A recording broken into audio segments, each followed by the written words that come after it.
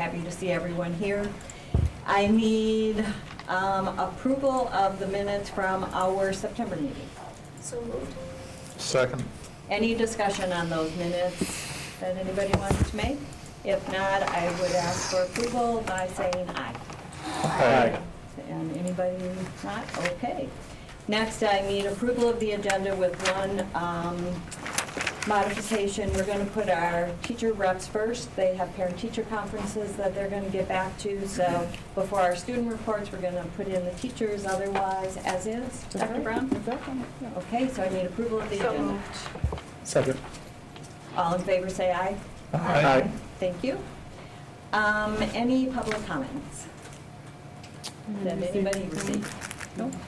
Moving on. So here's where, instead of our student report, I will ask our 3 middle school teachers, Marta, Autumn, and Ellen, if you want to come up and just you can take those black chairs there. There is a mic, so you'll be heard, and you can talk about anything you'd like. All right, hi everyone. I'm Ellen Willrit. I teach 8th grade, 8th grade Spanish at the middle school. So sharing some celebrations from the WTA. One is that we want to celebrate that our schools have been doing quite a bit to celebrate Hispanic Heritage Month. Glad to see that. Another one is that we appreciate flexibility with parent-teacher conferences, which we need to get back to. But doing them online has been really nice for us as teachers, and I think it's good flexibility for families as well, especially families that have multiple students and multiple teachers they want to see. So appreciate that flexibility. And then last, we want to thank and recognize Kurt Ely for covering at Heritage recently. Marta Rocco, 8th grade English and Social Studies. We'd also like to celebrate the fun runs taking place at some schools, some underground dress-up days at the intermediate school with mismatched shoes. Sounds fun. I see kids do that in the hallway without a designated and the inclusive homecoming freshman dinner to kind of take pressure off that event and make it fun for the freshmen. I'm Autumn. I teach 8th grade English last year, and I moved on to 7th grade. So 7th grade this year. Sorry, I'm so used to saying 8th grade. We're excited to learn more about in-progress administrative conversations related to increasing efficiency of the district's complex transportation system, and also proposals for district-wide year-long PD opportunities, specifically around the use of AI in schools in the coming school year. That was really all the good stuff we had. Thank you. Any questions for our WTA reps this month? Thank you very much. Thank you. Thanks so much. Good luck with the appreciate your time. Thank you for letting us go first. Appreciate it. And now we will move on to our student reports. We have both Abigail and Elena here tonight. Come on up, ladies.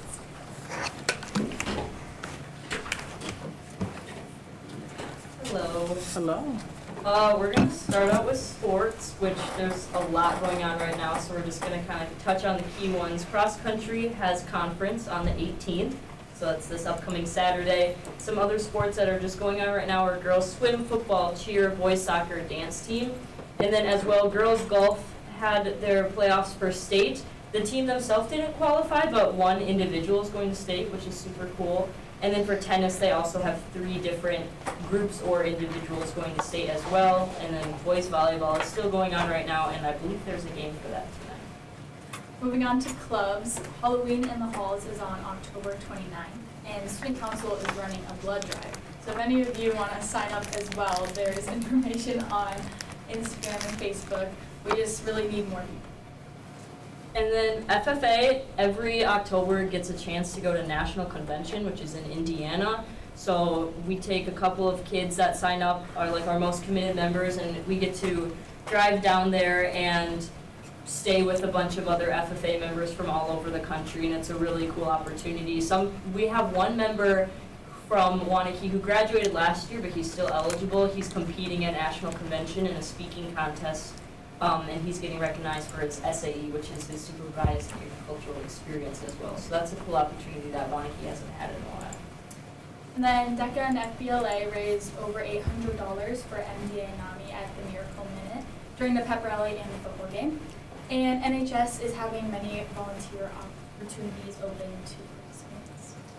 And then last weekend, Pay It Forward helped with Gilda's Run and Walk. They just volunteered helping out there. And then on the 19th, so this Sunday, they're also doing a Food for Kids fundraiser as well. And then moving on to some more school events, obviously homecoming was earlier this month. So that was a lot of fun. We had the dress-up days that had a lot of people participating. The pep rally is always fun. I wasn't able to make it to the speaker, but I heard he was very interesting and different than what we've heard before, which is cool. And then also something cool that happens every homecoming is the band hosts 8th graders at the football game to play with them, and they kind of get to teach them what high school band looks like. And then also something I know a lot of people were talking about was how homecoming was an hour earlier this year. Me personally, I think I liked it better just because I liked the earlier time. I haven't heard too many like bad reviews. I think a lot of people just kind of went with the flow and The worked out dance well. part was an hour earlier. Yes. When did it start? It started at 7 and went to 10. It usually starts at 8 and goes till 11. Yeah. And then as well, I think it was 2 weeks ago, choir, the Sonoro group, which is the higher level choir, went to sing for the seniors at the senior center during their choir class, which a lot of them really enjoyed, and it was a good time. And then pre-AC testing was last week, so we all got to spend some time doing that. And as well, this is something that's upcoming more in the future. Drama Club and Choir are wanting to plan a trip to Chicago. We in the past have done a trip to New York over spring break, but we just haven't had the numbers to make that possible, and so we wanted to have some sort of trip dedicated to theater, and Chicago is the area we're shooting for right now, and yeah, we're just hoping to get all that stuff finalized, so hopefully make that a set in stone plan. And then there are visits from college reps during contact times going on, and seniors are applying for scholarships currently. Yearbook has also already started working on the yearbook for next year, which I know a lot of people have talked about already making the pages for it. As well, a lot of the ecology classes are getting to go on field trips to a lot of nature reserves, which I just wanted to mention that because I know it's a very involved class that a lot of people really enjoy, like actually getting to do that hands-on learning. And then the last thing we have is One Act is performing this Saturday. It's in Waunakee. We're hosting districts this year. We actually have 2 One Act plays. Our first play performs at 9 a.m. That one's called Oscar. And our second play performs at 11:30 a.m. So they're both in the high school PAC. They're about 40 minutes long each. And yeah, and DeForest performs in between. So if you want to see some good shows, it's a fun opportunity. Perfect. Any questions for our students? Thank you very much. You always cover such a nice range of activities. You really do. Wonderful. Thank you. Thanks so much. Appreciate it. All right, moving on to our Warrior Spotlight. I've lost my place going out of there. There we are, Warrior Spotlight. I'll turn that over to Dr. Brown. Yes, we have 2 amazing students here with us today. Come on up, members of Future Educators Club and Best Buddies. Rebecca, you already have it pulled up. So if you would introduce yourselves, and then you can take it away. Okay, hi, for those of you who don't know me, I'm Dominic. I'm a senior this year. I'm one of the officers for Future Educators Club. I'm also an education youth apprentice at the Waunakee Intermediate School, so I get to work there every other day and get some experience working with a math interventionist. Plans for next year, I'm hoping to go to UW-Madison to study math and Spanish education. So yeah, I'm talking about Future Educators Club. This is our 4th year as a club, and we have 45 members this year. We meet once a month usually during contact time, and our advisors are Miss Biermeyer and Miss Dewar. We have a lot of wide range of student experiences and interests. So we have some other youth apprentices who are working at the like elementary schools and getting their experience that way. But we also have students who are interested in like becoming like school social workers and other professions in schools, which is really cool. Some of the things that we do, we do like college tours. What are we doing on Wednesday? Yeah, we're going to Scout on Wednesday for an event called Teach Day, so we kind of get to connect with other students and learn about some of the other professions in education. In the past, we did a school supply fundraiser, and we also had different guest speakers come in and speak about their experiences, which is really cool.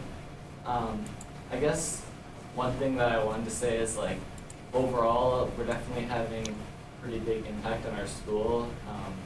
I hear from like teachers all the time that they're constantly looking for more good teachers to be part of our school community, so it's cool to see so many different students as a part of our club. And for me personally, I think the biggest impact is getting to like connect with other people, because we've kind of created a space where we can all kind of get to know each other and I guess just be united as educators. Yeah, does anyone have any questions? That's about all I have to say. Hi, I'm Lily Gainer, and I'm a sophomore this year. I'm a communications officer for Best Buddies, which we started 3 years ago with the support of Miss Murray and Miss Locan. Best Buddies is really important because it helps students learn to connect with those who have special needs, also known as friends. We have meetings every Friday during contact time. Our advisors are Ms. Biermeyer and Ms. Dewar. We play games and we do crafts in a friendly environment. I joined this club last year as a freshman, and I really love like how optimistic and how much a sense of the community it is. And I think it's really important because it's such a welcoming group. Through Best Buddies, I've learned how to work with students who have special needs. I get to communicate with nonverbal students by picking up small amounts of sign language, learning how to read messages off their talking devices, and use different other methods to help them make decisions. I really enjoy meetings that have games and sidewalk chalk because I get to know our friends better through these like fun, chill activities. My favorite memory is making flower pots for Mother's Day last year because I got to see their creativity through like a thoughtful gift for their mothers. This is a great opportunity for students to know others who are different from them. And this is such an important skill to learn to interact with those with special needs, because this can make everyone feel welcome now and later on in life. Thank you for taking the time to learn about Best Buddies, and I'm happy to answer any questions you might have. Two really wonderful presentations. I mean, it warms my heart to know that those things are happening in our high school. So thank you for sharing. Anybody have any questions for either of our speakers? I just want to congratulate you for what you're doing for your fellow students and becoming goal set to help out in education down the road. It's awesome to have some of our students really passionate about that, so thank you very much. So as you've learned more about the broader field of education, are you thinking a teacher or are you thinking more administrator? Where's your thoughts? Joe will take your resume. I just want to keep a tab I on you. want to teach high school. I'm hoping to study math and Spanish. I work with 6th graders right now for my apprenticeship, which is, a good opportunity, but I think I want to work with older kids. It has its advantages and disadvantages. Yeah, definitely. Yeah. Very cool. It's just cool that you're kind of looking at the whole broad spectrum of what's possible out there. Cool. All right. Well, Dominic and Lily, as a token of our appreciation for you all coming this evening, And your advisors, thank you. thank you all for coming.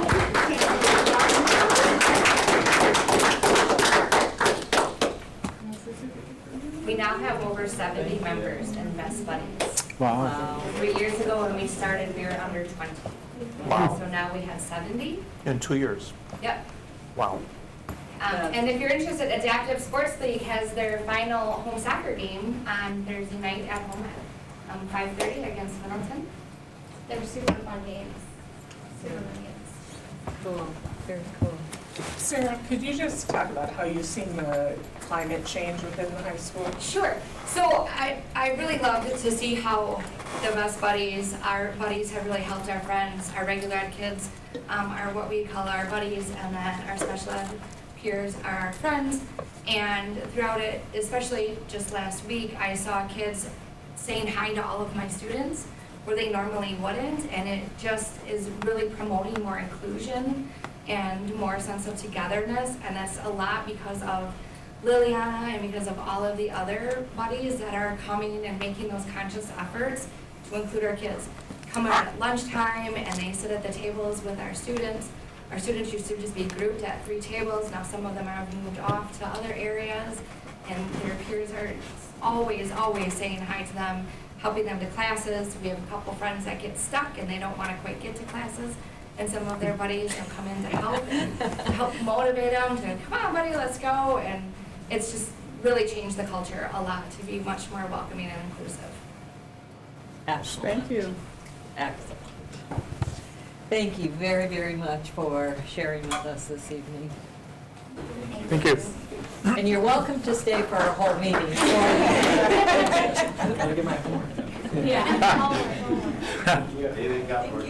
Work to do. Thank you. Thank you. Thank you. Moving on to board reports and action this evening. I know there have been some events this month. Do you want to do Yes. the The WSB. So I would like to, is it 2 weeks ago? It was myself, Chris, Joan, Mark, and Tim. Tim? Yes. We all attended the Region 12 WASB recognition in Sun Prairie. September 30th was the exact date. Again, this is Region 12. And we have 2 of our very own board members who were recognized that evening. First, I'll start with Dawn Heinrichs. Congratulations, Dawn. You have achieved level 1 in the WASB School Board Member Recognition Program. And essentially what happens here is points are awarded to school board members for attending or participating in various WASB programs and events. So whatever those events were, Dawn, we thank you for continuing. I think it's those, the online training? no, what she does at the state convention. The delegates? Oh, you're the delegate. Yeah, She's been a okay. delegate 2 years. All right, awesome. That's fun, right? Yeah. It's an experience, isn't it? So thank you, Dawn, and congratulations. And then secondly, Joan Enzyme was recognized. Joan has achieved level 4.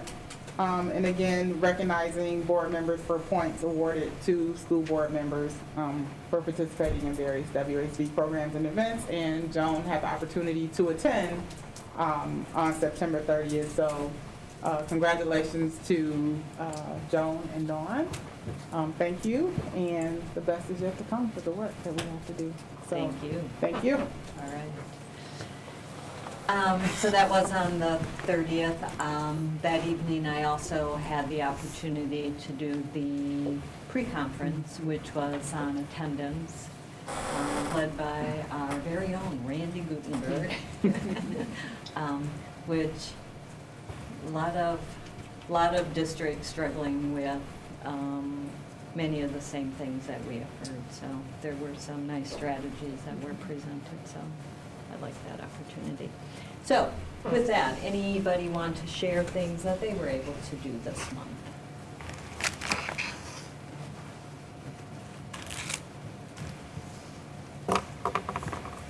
I want to say thank you to Heather for bringing out our representative Yes. jurors for last Friday, attended the Best Buddies. I was able to pop in for a while. Mark was there for a while. Carly was there, Dr. Brown. So that was such a you know, what they said tonight, we saw in practice. I mean, you saw the kids and the smiles and the friendships.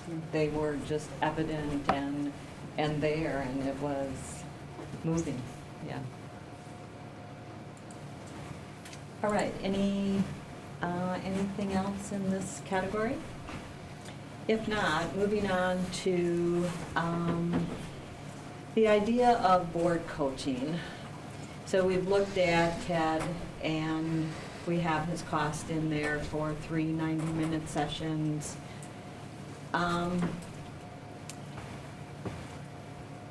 I guess before we go down and we embark on that $3,000 cost, we kind of look at the dates, and the dates are all next year after our election in spring, and we know that there's always the opportunity of change on the board. I don't know if we want to, you know, commit now, if we want to think about this, or if there's any other source we might have for coaching other than Ted. And I know he comes highly recommended. I would love to stay with him, but are there other opportunities that might fit better in our schedules than what we've been able to find? And you're saying before the election? Yeah. Is that what you were? Well, to do it more immediately with this board, and maybe it's just okay to wait and plan it for. So that's the only question I had with what I saw here for tonight. I thought the calendar had multiple dates spread throughout the school year, and so was this, So were these picked up? the original poll I sent out, he had one date in February and everything else was in May and June. Okay. Then he eliminated, well, actually, he had a December date. He eliminated the December date, he eliminated one of the May dates. So basically, all So what it's is really his left. schedule? Yeah, Yeah, it's his okay. schedule.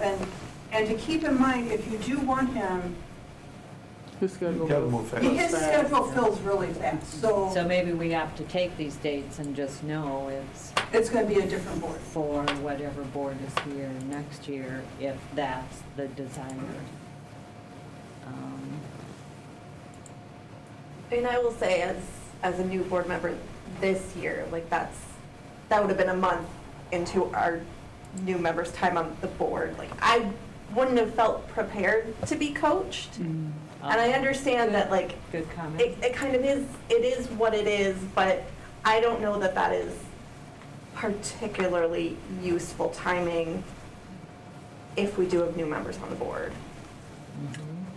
So if we're looking at that as consideration, might we want to look at later, you know, throughout the school year, next fall, winter, spring? And totally eliminate these And go out even options further. and go out to like maybe next year. And he did say he could go out further, and that's what I was saying. And that's a good comment. No, it colleague. is. I had not thought about that, is the newness is, you know, we have the change, but then the newness may not be an appropriate We hadn't time. even done our orientation stuff at that point. Right. Yeah. So maybe looking next fall might be more appropriate. And it's this board that has been able to engage in the reading. So that will, if we decide to stay with this, even if it's just providing high-level overviews of like, what we learned, what the previous board learned from this, to shed light and share information, like actually our own board PD, right? Here's what we learned from reading this book. Here's what we will apply from reading this book, but educating our new board members on what the lessons learned were or are, and what we will apply or what you will apply in this book would be helpful. So sort of twofold, in waiting to the fall and providing time to bring them up to speed on this. Yeah, what it we makes learned. sense to wait till the fall. Okay. Like after school starts. All right. So Take a vote. What I would ask if you're saying you want to go with Ted, but look at his fall schedule, I would ask that you guys make a motion to accept him, because you hadn't done that yet. Okay, correct. So the cost is there, $3,000 for 3 90-minute meetings. If we're on board for doing that, I would need a motion for that. And then we won't approve those dates, but we'll look for something starting in September and maybe once a month for September, October, November seems reasonable. So I would need a motion for that. So moved. Seconded. Any other comments or questions? All in favor say aye. Aye. Aye. Opposed say no. Okay, great. So Rebecca, you'll get some new dates? Thank you very much. The other thing that we've talked about for the last 2 meetings is the adoption of a new administrative performance evaluation, the DAPES model. And I think we're ready to move on that if the board is in agreement. I personally like the fact that there'll be an ongoing record for current and future boards to have access to in the performance category of the superintendent. It's something we have not had, and I think that it will align itself with the evaluations of other administrators in our district, so. I guess my question is, with a fee base, how often do we need to go to the whole package when we have new board members coming on? Or is that part of the For the dates. annual thing, or do we have to contract them to help bring the new board members on board with using it? And so does this really become an annual fee? My experience, yes, to answer your question, it would be an annual fee unless you as board members feel as though you are apprised enough or have enough information to be able to share that information with new board members. So this is sort of a, I would say, buffet style. You can take the parts that you want. If you feel like now it does take some time to become versed in this new platform, I will say. There's a lot to learn in the platform initially, but once you learn it, then you're really in a good place. So if you feel comfortable at that point to be able to convey the message to the new board members, and that's not a fee we would have to take on. However, if not, then the obvious is we would want someone from CISA to support board members in that process. So it totally would be up to how you feel, how versed you feel as board members. Now it's already October. We're halfway through October already. So just consideration for that by the time we get up to April. What are you talking, 6 months at that point? So just consider that moving forward. And certainly I'm familiar with the tool. I think the essential piece of the tool that's really, really helpful is the coaching that's provided when you're going through the tool to see what my artifacts and evidence are that I've uploaded, and a coach helping guide that process for you to stay within I'm going to use the word guardrails, it just came out of the book, but to stay within the parameters and confines of the standards that district administrators are asked to be responsive to. So that's how I would respond to that. Thank you. Mark, yeah, you're welcome. Will we have trouble getting on their calendar at this point for the coaching that we need? We can follow up and tomorrow or Monday this week and ask. I'm not sure what their schedule. It's a good question, but I'm not sure what their schedule looks like. We can follow up. Well, are we ready to move in this direction?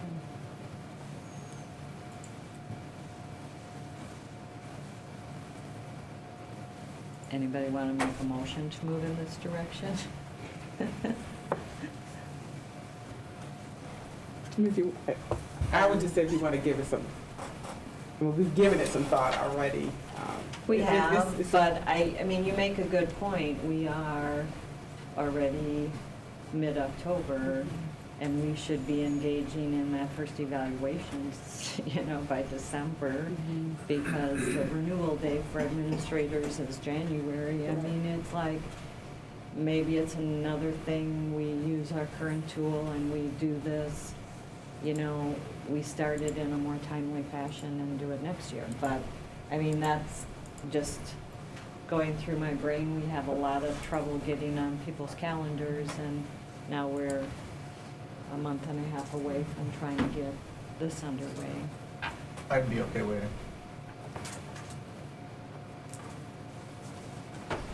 All of you have experienced the tool we currently use.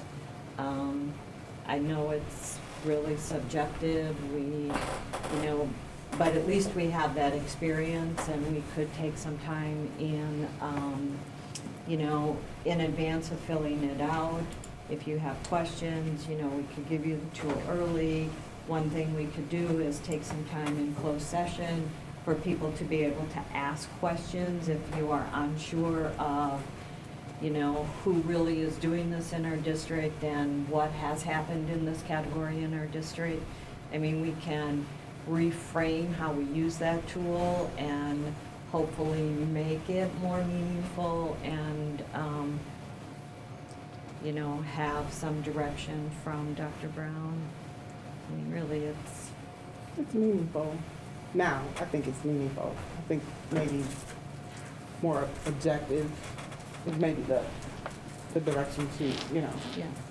to move in or to think about. Which I agree with you, asking the questions or asking for whatever you need to ask for in that space to substantiate your rating could be the next step in that process, if you so choose.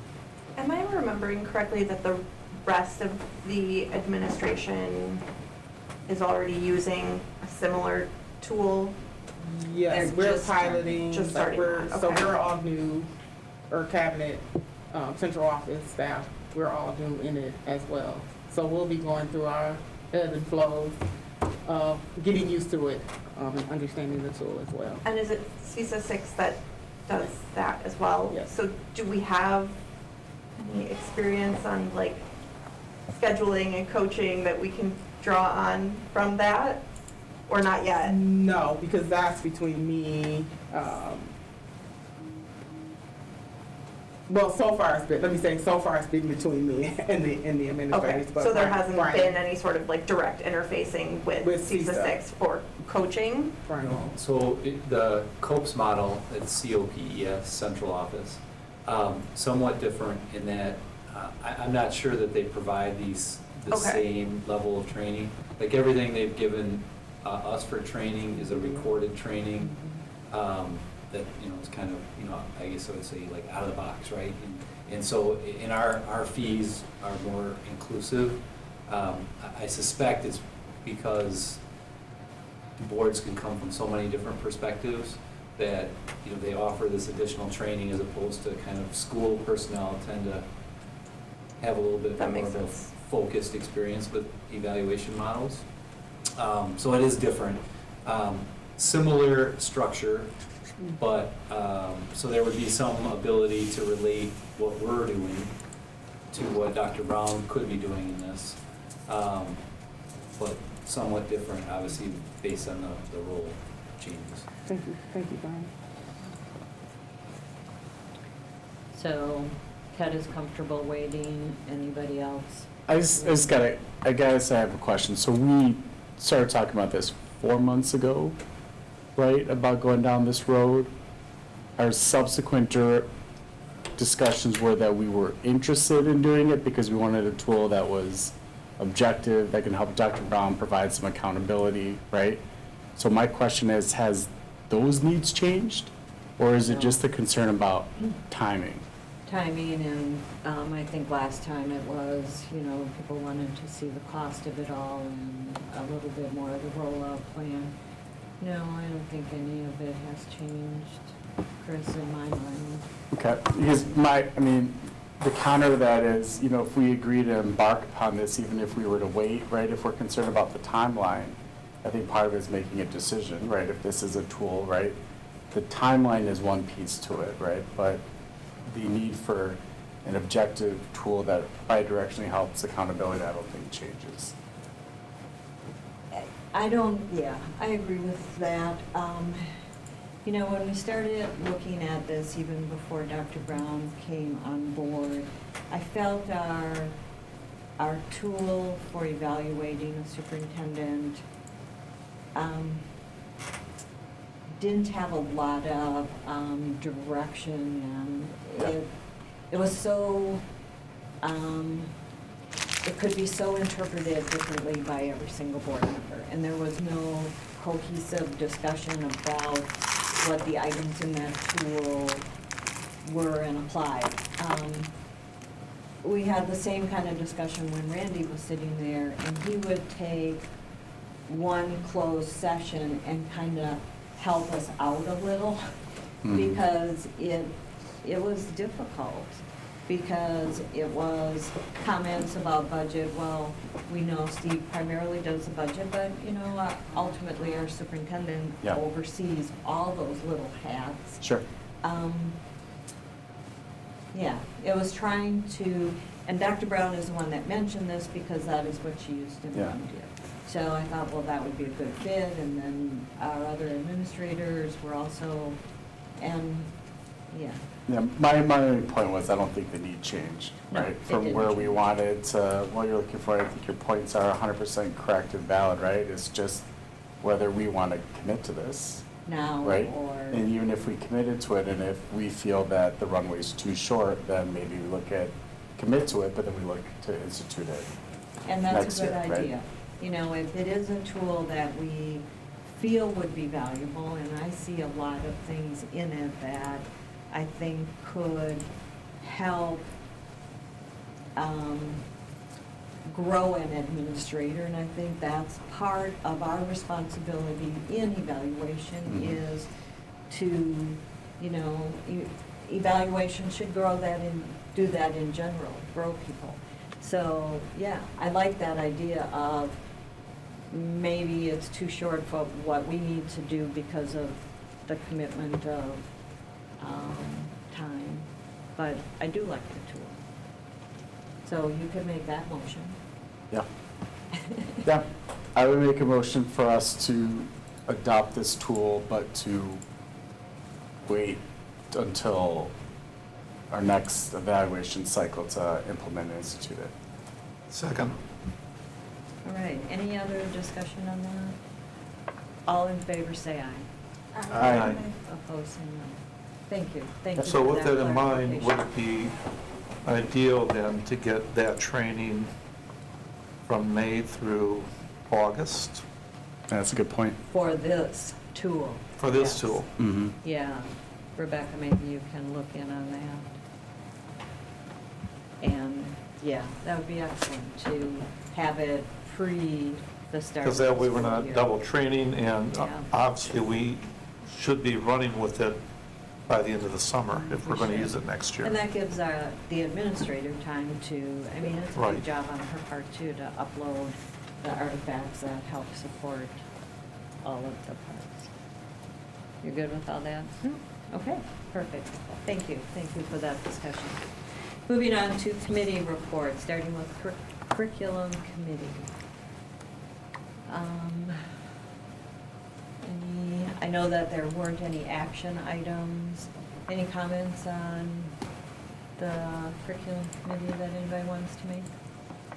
Well, essentially, Chris covered that earlier this evening, but if you have not looked at the minute meetings, there's a PowerPoint that covers the assessments, and there were improvements across the board, which is great to see, but if you haven't seen it, it's a gives you a pretty good snapshot on how we've done all the spring testing. Good. Yeah, honestly, Tim and Amy did a great job presenting the information in a clear, concise manner from both, primary and secondary standpoint. I think we mentioned it earlier, the point that I liked is utilizing this as kind of like a first data point to see where we're trending. Also, some of the work that was done with the Heritage team, I think is really impressive to see the increase in their scores, how they went up, year over year. So it was a good presentation, good information. So if you haven't, I'd recommend looking at it. Good advice. Thank you. Moving on to the facility committee. Steve, can I turn that to you? Yes, Joan, thank you. So there is an action item tonight coming out of the facility committee. That was a request for approval of capital maintenance requests. I do want to mention that the facility committee did request additional information on 2 items. One of them we did attach here that I'll ask John to come up and just review. So John, if you wouldn't mind just popping up here for a moment. And then the second one was an email that John had sent out on the basketball hoops technology. There was questions about the technology used to operate the basketball standard. So John did forward that out to the committee. And so on the robotic mowers, Rebecca, would you mind opening up that final attachment? And John, would you mind just sharing what the board members are looking at here? Not at all, thanks. So on the left, I listed all the sports fields that we currently mow, and of course we do everything manually. There's a driver for each of those currently, so. And then the bottom section of this sheet shows the school buildings themselves, which you can see the school buildings under the underlined and bold robot rear of building, manned front of building. So what that part means is this could potentially be the autonomous mower at the rear of the building in the large play fields, and we would continue to do a manned or man-operated mowing at the front of the building. So that's the lower half of that sheet. So what we did on these was looked at the duration of our current mowing with our 12-foot mowers. The first column shows 2 runs, so we typically do 2 runs, sometimes 3, sometimes 4, depending on the length of the grass, how fast it grows. We have had a great growing season this year. So this data is just showing 2 runs, and we do that 3 times per week, typically on our sports fields, Monday, Wednesday, Friday. And then the second column shows additional mowing on a riding mower, trimming, push mowing, typically 1 time per week, listing the number of hours. And then the third column is showing what a 5-foot autonomous mower would take, just about twice the amount of time because of the width of that mower, so 5-foot versus 12-foot. But it's faster and more efficient, so it's about twice the amount of time for the autonomous mower. And then the same type of data can be applied there at the bottom half of the sheet in the school buildings, outside the school buildings. The autonomous mowers would be used, again, in column 3. It would take a little bit longer, but it would allow us to utilize the existing staff in other areas of the buildings that have been lacking outside, allowing us to do extra work outside, extra mowing and medians and weed whacking and pulling weeds and flower beds and bushes, and I could keep going. So it would really be a savings with the man hours. And Rebecca, if you could scroll down a little bit more, please. The second sheet is showing the total mowing value at the bottom there is really the cost of what the autonomous mower would look like in place of a human. So if we're to say $66,481 worth of human time is what the autonomous mower would get us back in 1 year. So we calculated the hours out. Interesting. And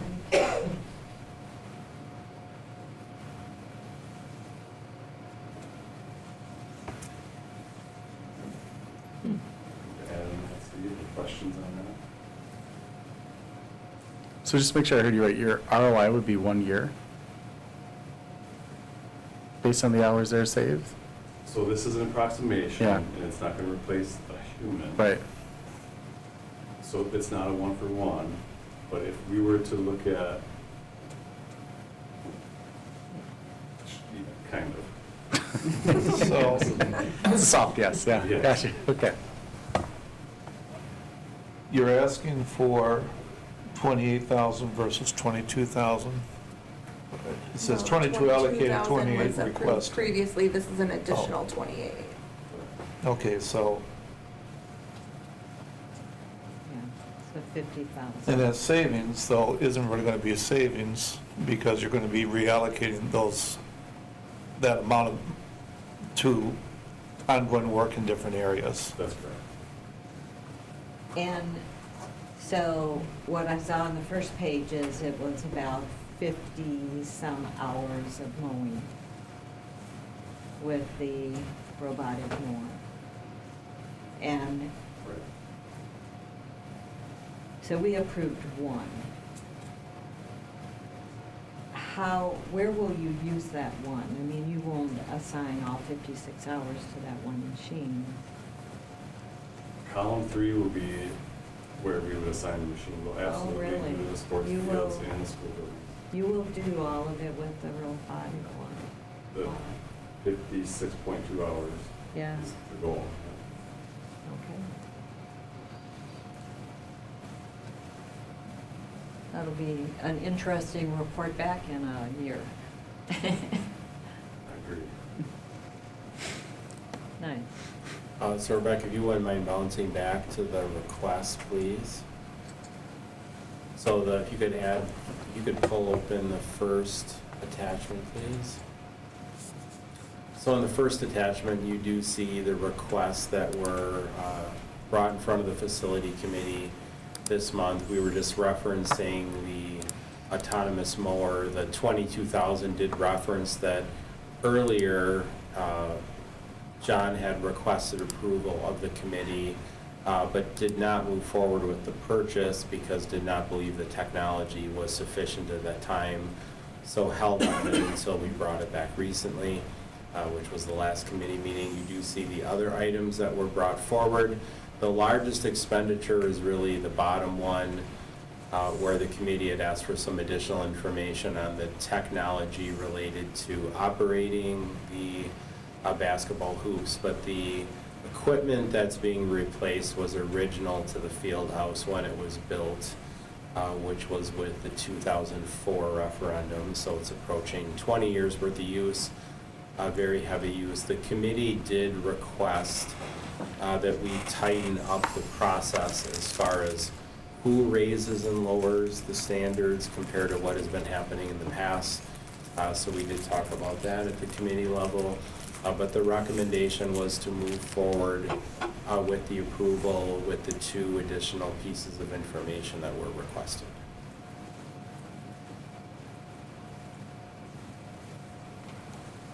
Any questions? If not, I would take a motion to approve that list. Motion to approve the list. Second. Any comments? All in favor, say aye. Aye. Opposed, say no. Thank you, John. And thank you, Steve. Moving on to Budget Committee. Turn that over to Steve Well. Mark, you want to turn? I'll let Steve do it. Thank you, Mark and Joan. So this is not an action item, but this is just a preview of the conversation that the Budget Committee has been having and the special board meeting at the end of this month, which is designed to approve the tax levy and budget for the 25-26 school year. So the committee over the last couple of meetings has discussed options to reduce the tax levy. As we've talked about before, the state budget threw a little bit of a challenge at school boards in Wisconsin in that the expendable resources were higher than has been seen in many years for state budgets. However, the local tax levy was going to be impacted because there was no funding added to state equalization aid.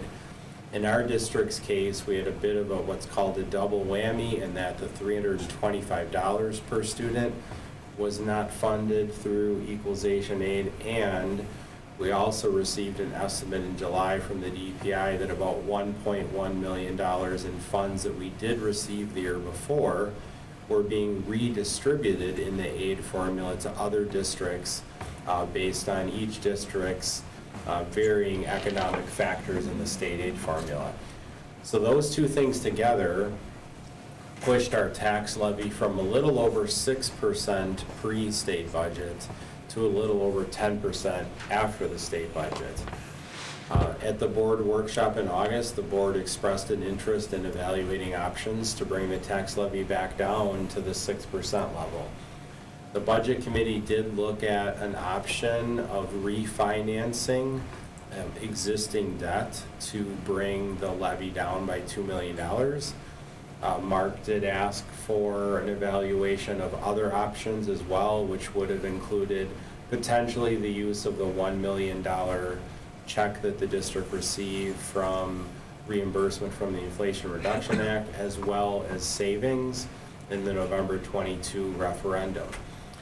In working through this with our bond counsel, that's Quarles and Brady, what they are indicating is that the first move we would need to make financially would be to utilize equity or funds available within Fund 39, which is the debt service fund, to make all debt service payments for next April 1st.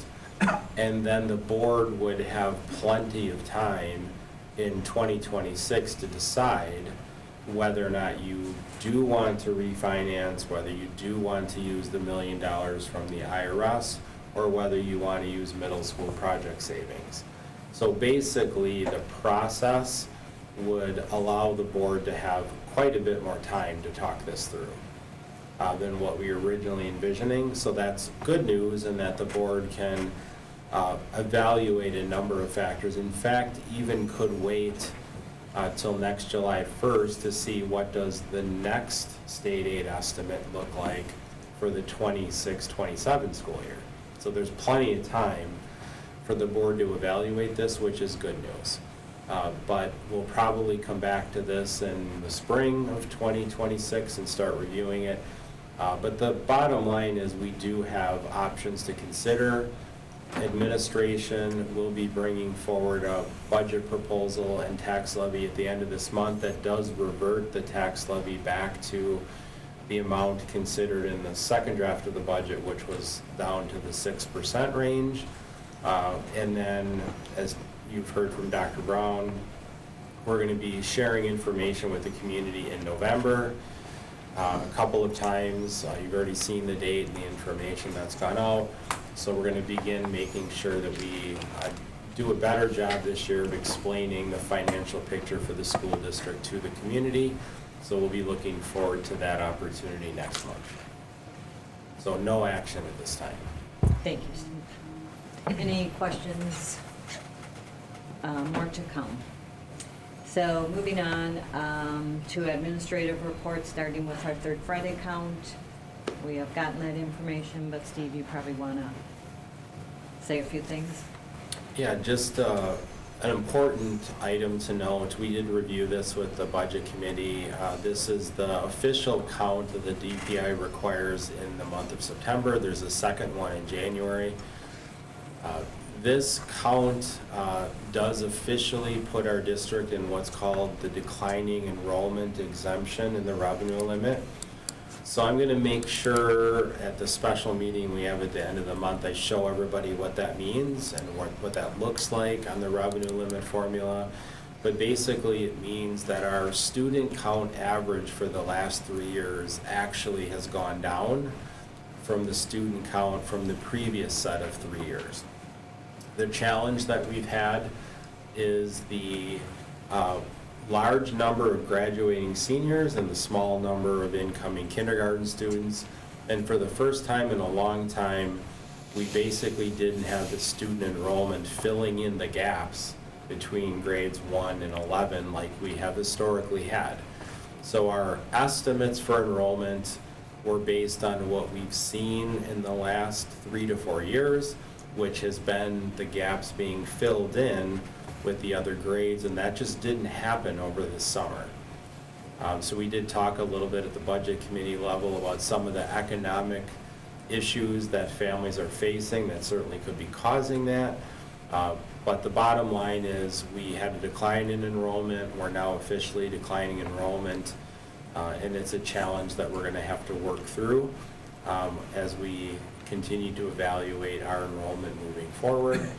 And more information will be shared at the end of this month as far as what that actually means. Thank you. Moving on to the next item is to consider again a vote on our branding guidelines. And do you want to chat about this first?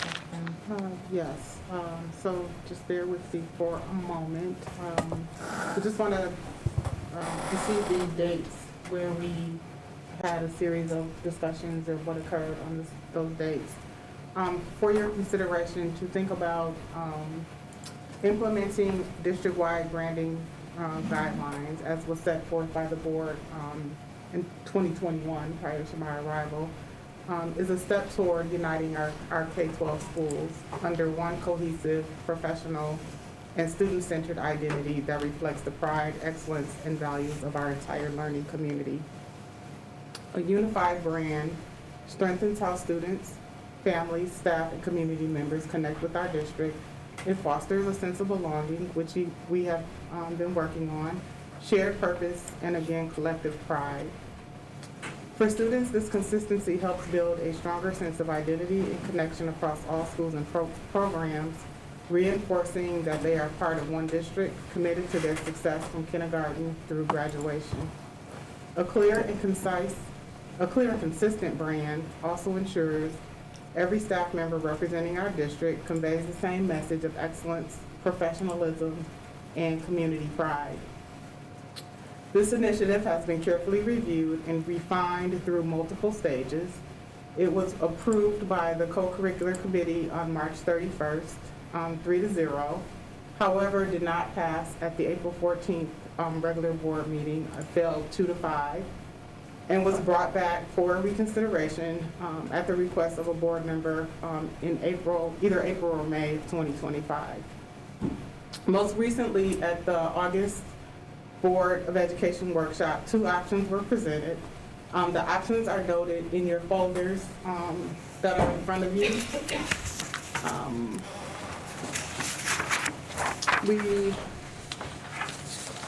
You have this in your folder as a copy of what we experienced at the board workshop, if you want to review that. The district has invested approximately $500,000 in branding projects since 2021.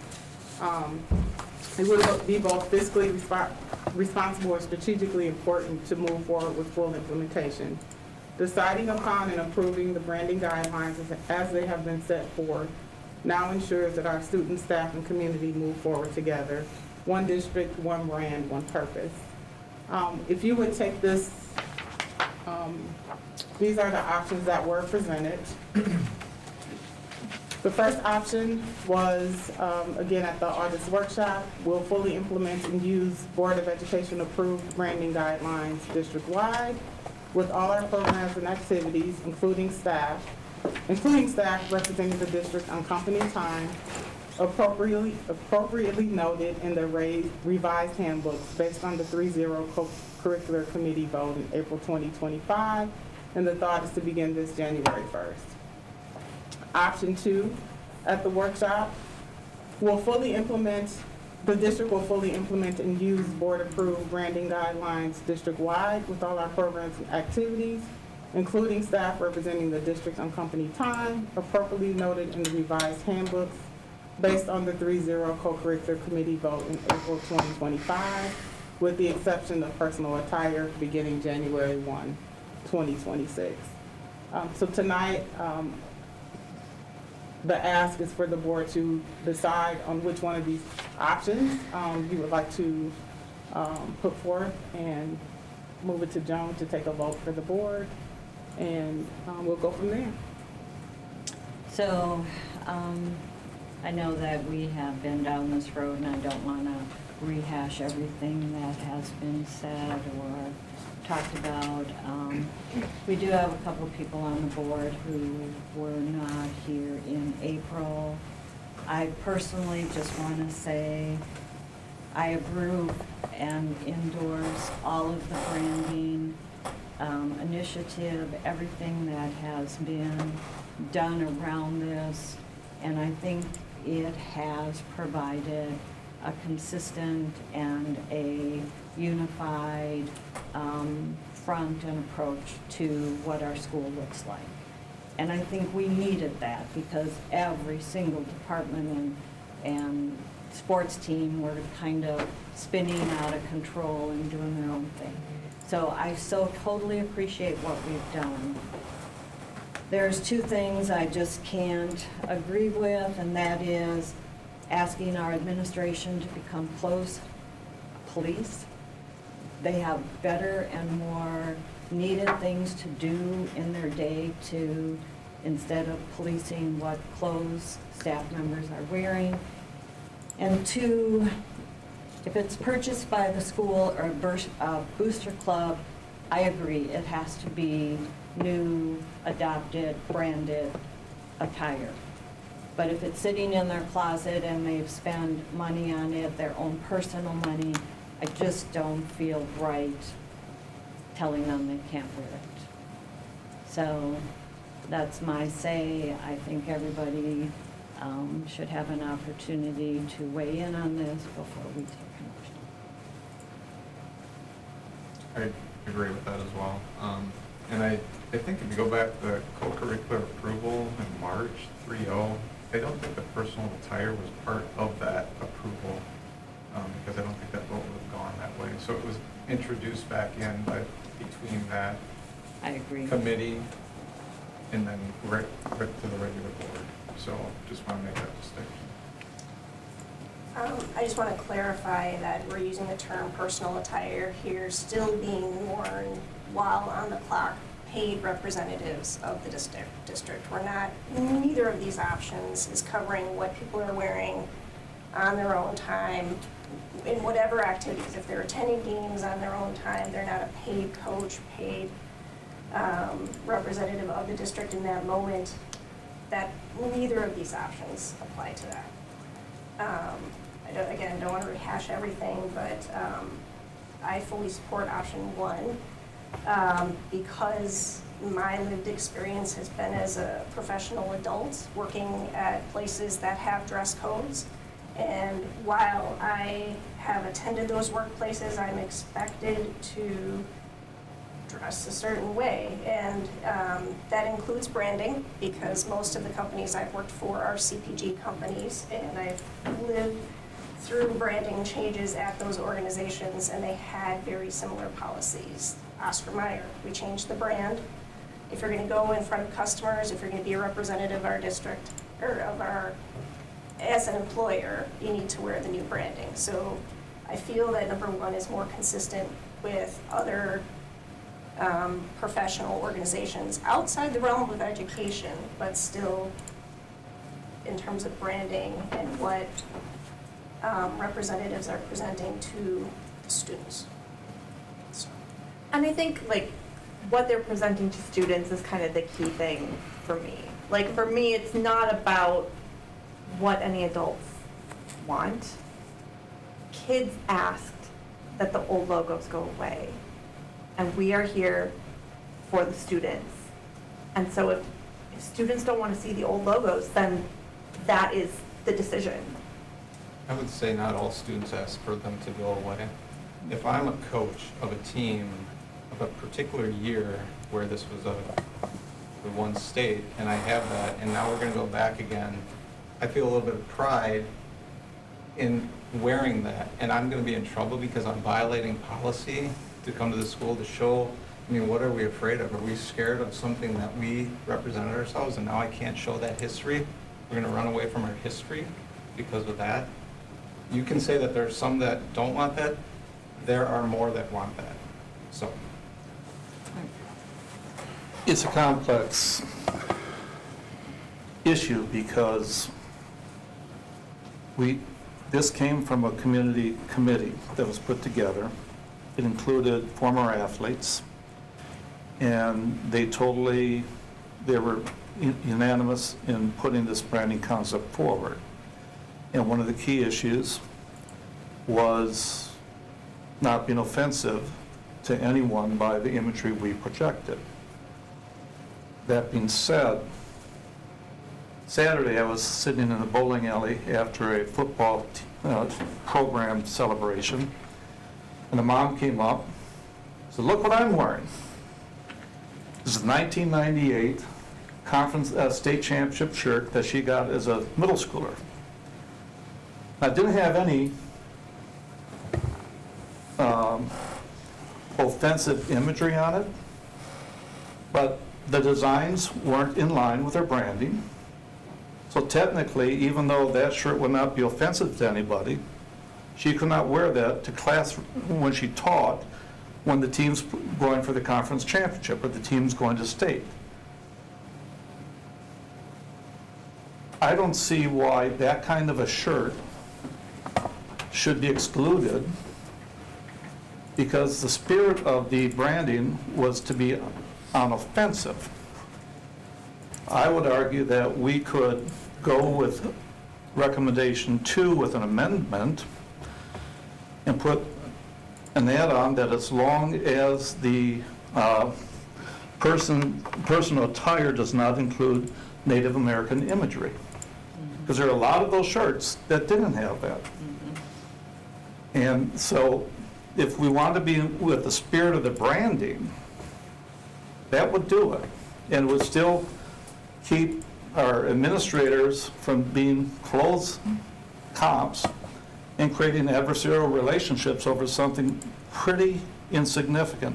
I asked prior to the meeting how many complaints we've had from students regarding this year. I didn't get an answer to that, but I don't believe it's a large number, but again, in the spirit of the branding, if it's one, it's one too many. But as long as you don't have the Native American imagery on it, I don't see why we would need to tell people you can't wear your old shirt because you're proud of what happened 20 years ago. And in time, 5, 10 years, those shirts are going to be gone anyways, because those people have It will retired. have a natural death, and I think we, personally, I would like it to have its natural death. I just want to be clear on that we're not asking administrators to police clothes.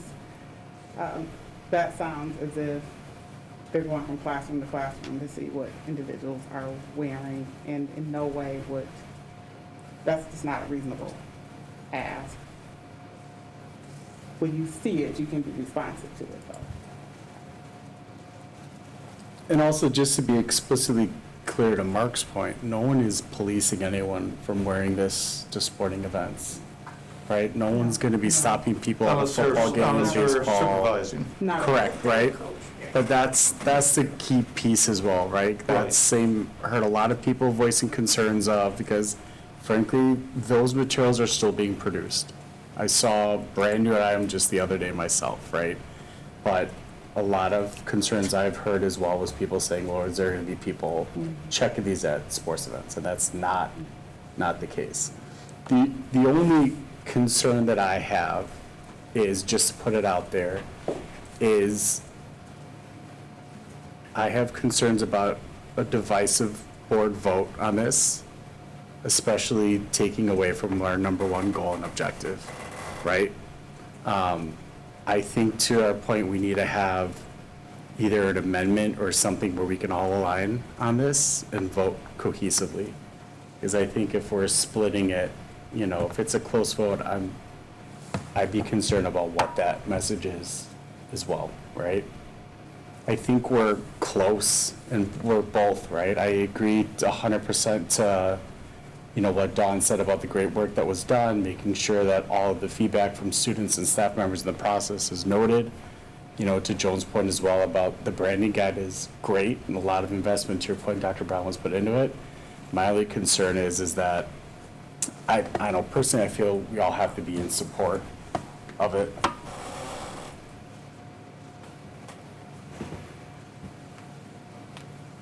Well, the discussion changed from a cohesive representation of the district, that logo, to one particular logo that is offensive.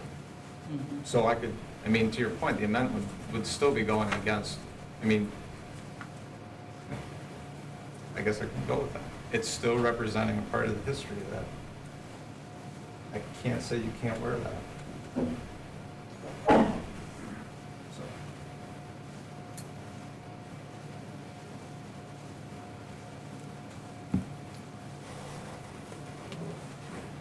I guess I could live with an amendment which stated,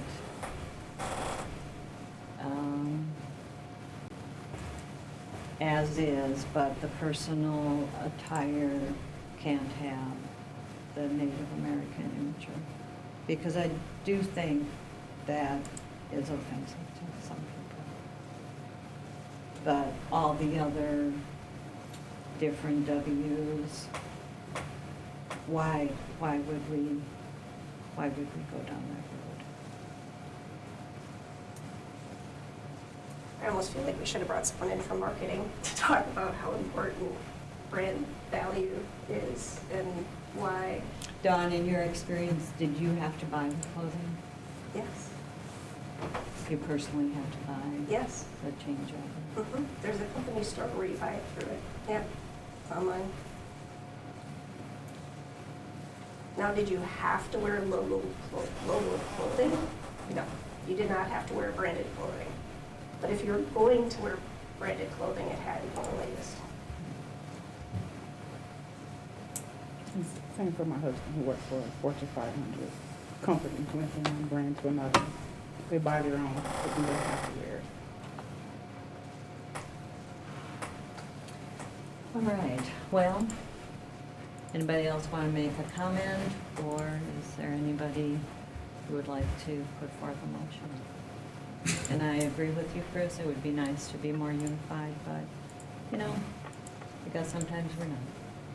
And I think we have to own that too. I'd like to make a motion for my proposal.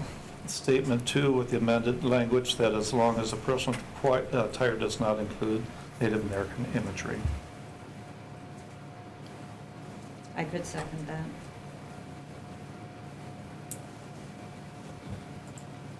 Any comments? So that is the motion on the table. Can I ask a question? Sure. If this motion were to fail,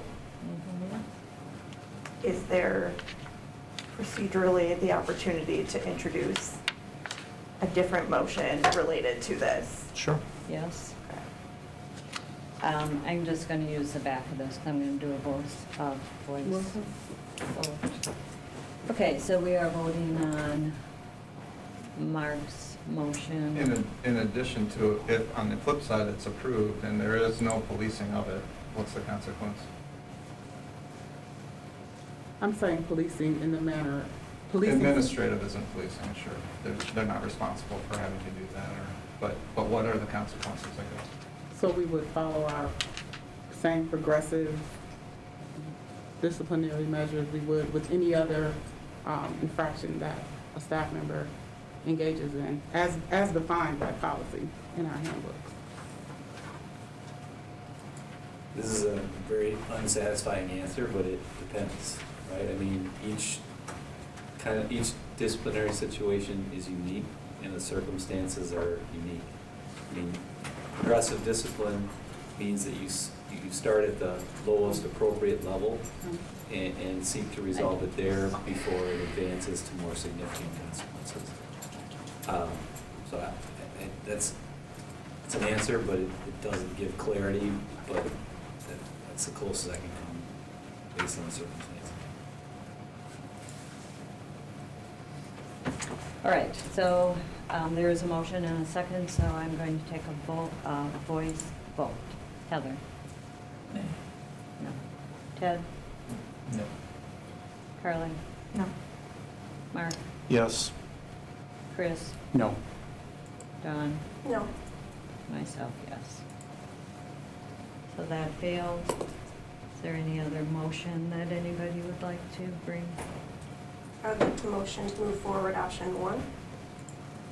Seconded. Okay. Writing on it, but I know what option 1 is.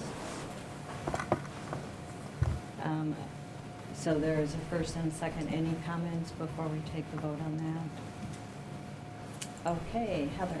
Yes. Ted. No. Carly. Yes. Mark. No. Chris. No. Dawn. Yes. And myself, no. So we have 4 noes and 3 yeses, so that does not pass either. So we remain as we are. So now what we'd like to do? We remain as we are. And, you know, unless somebody has another motion they want to bring forward. If not, I think we keep the status quo, and if, at some point, if somebody wants to bring it back with different wording or a different message, they could. Okay? Thank you. Moving on to, we have our administrative presentation. I think we have Rick coming up. Good evening, Rick.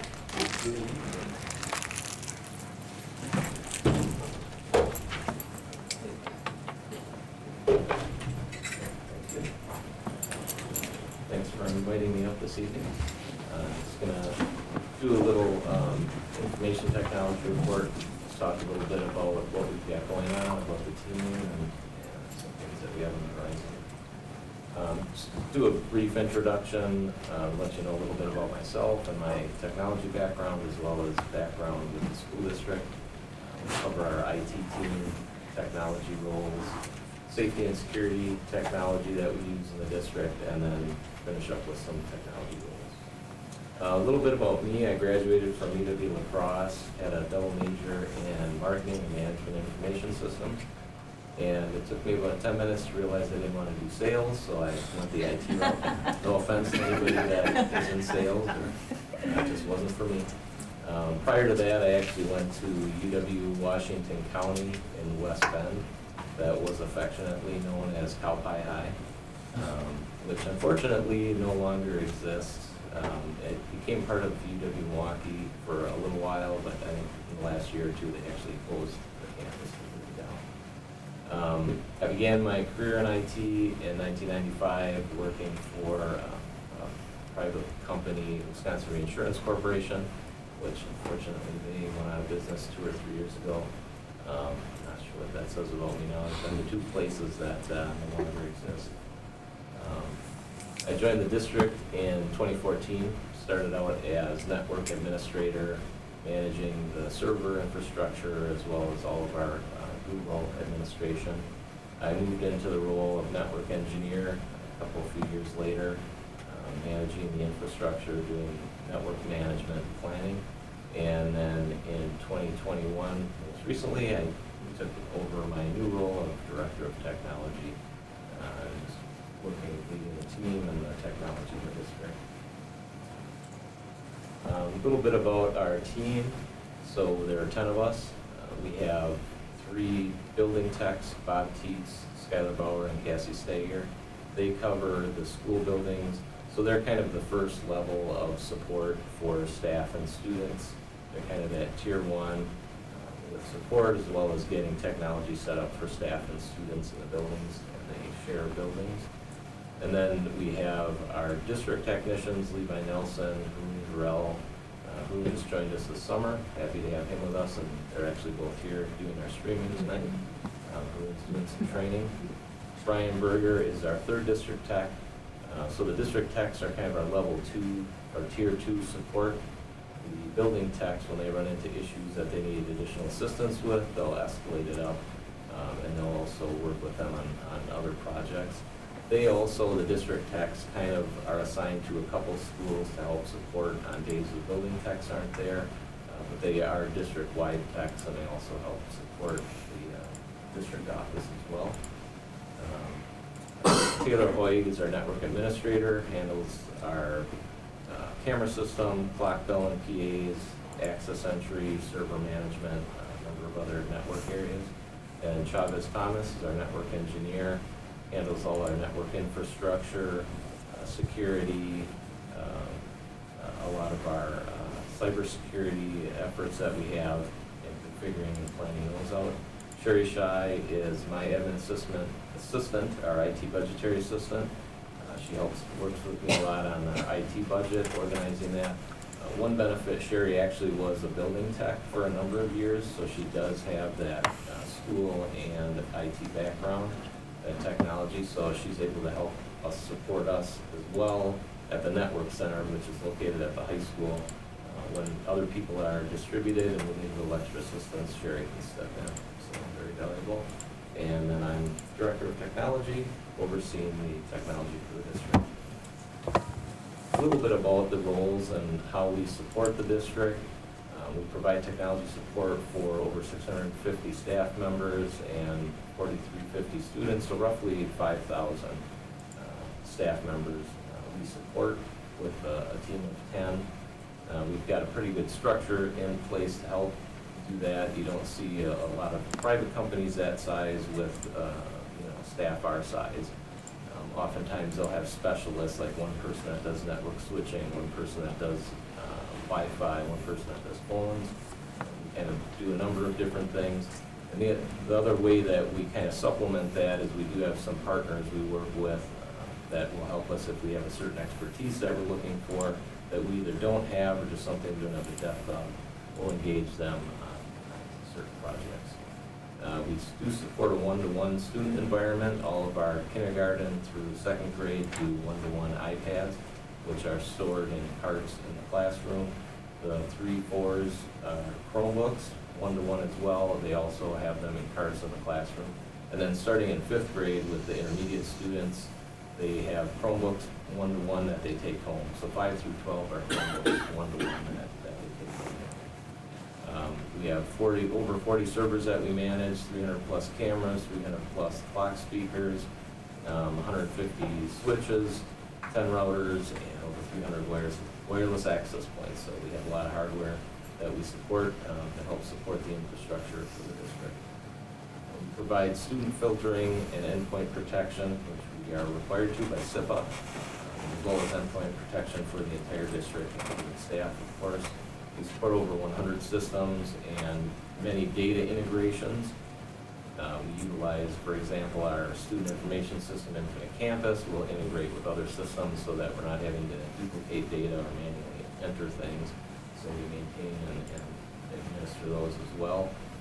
We manage software that supports our security systems, and I'll talk about that just a little bit here in a little more detail. And then, of course, more recently, technology planning for the new middle school. A little bit about our safety and security technology. A lot of this is the hardware that is supported by our SRP, or our Standard Response Protocol, that Dustin Leibach talked about earlier this summer. We have video technology systems, as I talked about, over 300 cameras throughout the district. We do also have that integrated with the Waunakee Police Department. So in the event that we do have an incident, they are able to utilize our camera system to give them an extra set of eyes to assess what's going on if we do have an incident. We have door entry management system. It's tied to all of the badges that we carry. And we do really emphasize with staff, you need to have your badge with you and on you at all times. It's a key part of our safety and security.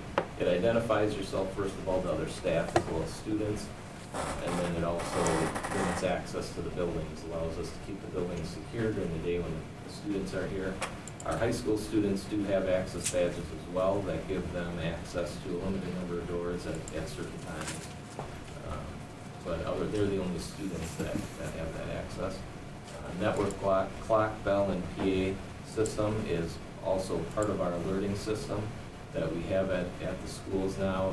It integrates sound as well as messaging to help with any alerting that we have. We have an IP phone system throughout the district, so it's easy to contact each other through extension, and it's also integrated with our safety system doing audio alerts as well as visual alerts.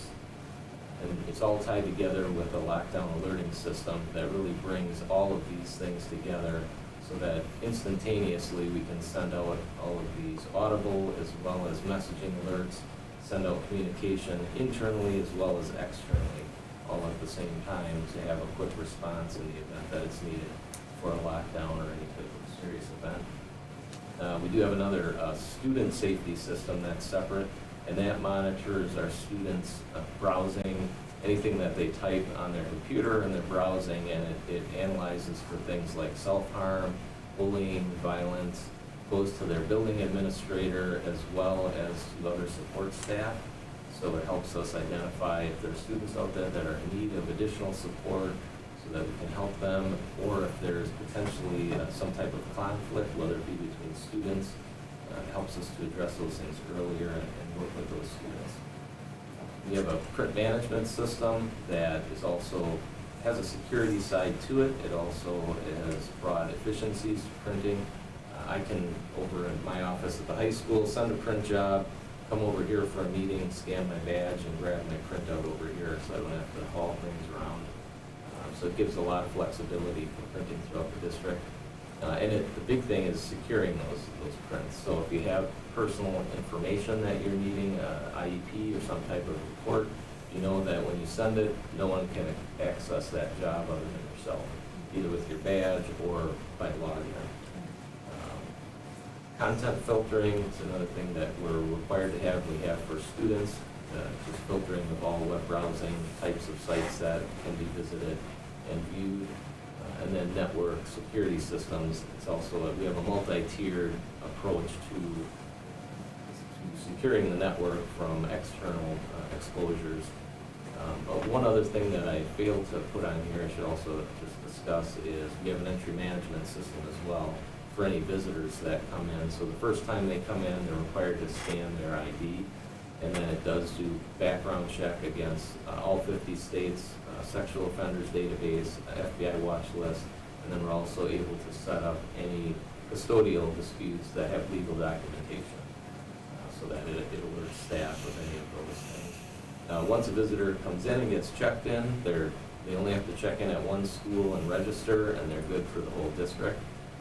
The next time they come in after that, just has to take a picture through facial recognition, and it'll tell if they are already registered. If not, it'll have them go through the process. Then finally, just kind of go through a few technology goals. One thing that I'm really trying to focus on, staff security assessment and training program, getting something in place. We did have the cybersecurity, I have to remember the acronym, Cybersecurity and Infrastructure Security Agency. I don't know who's worse with acronyms, education or IT, but we had them come in. They do a free assessment. They did a security assessment for us and gave us some things to shore up and to improve upon. And one of the things that they talked about and brought up was having a formalized security training for staff. And one of the key areas really is phishing, is identifying, helping staff learn how to better identify that. It's just becoming more and more complex with the types of attacks that they do. And it's really important to understand what to look for and just to have those tools. We want to foster digital equity by providing all students and staff with access to purposeful and transformative learning technologies. We work closely with our ed tech specialist team. They're a great team to work with. They kind of bridge that gap between education and tech. And then also our teachers to really kind of assess what technology do they need in the classrooms to help them teach the best they can, as well as help our students to learn. Want to complete the current middle school building integration with the high school. We're working on making sure that we've got all of the communication and technology in place to kind of make that cohesive with the high school once the staff moves into the middle school. Continuing our 5-year budget plan to establish a regular staff renewal for hardware. This kind of got derailed a little bit with COVID and all the virtual learning and some additional funding that we had at the time. And kind of coming out of COVID, we had some challenges. I had to reallocate 25% of my budget. So that's made things a little more challenging in that. And that's why I've been doing things like trying to get grants. I did receive, I thought, a cybersecurity grant, which I was really hoping to utilize for that first item there. And then was supposed to find out how much in August, then they pushed it out to September, and now it seems that it's on hold altogether. So I'm hoping that once things settle down with the federal government, that will come through. But I'm going to continue to seek out other opportunities with grants to help supplement that technology budget. So that's about all that I had. Anybody have questions for me? I have my contact information up here. Any questions that anybody has? All right, feel free to contact me if you ever do it anytime. Great job. Thank you, Rick. Thank you. Thank you, Rick. Wow, that department has grown. Just a little.